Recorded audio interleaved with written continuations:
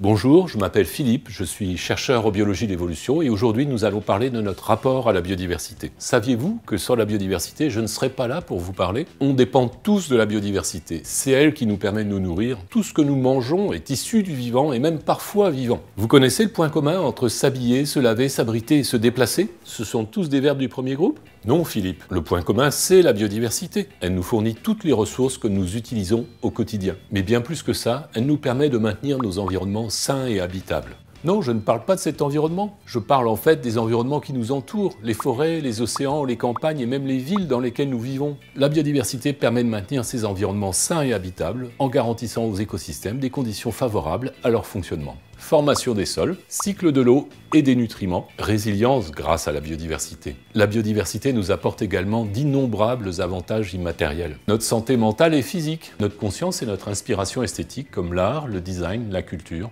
nos expériences spirituelles et notre sentiment d'appartenance. Mais notre lien avec la biodiversité va bien plus loin qu'une relation de dépendance. La biodiversité, c'est nous, c'est en nous. Nous appartenons à la biodiversité en tant qu'organisme, mais également en tant qu'écosystème.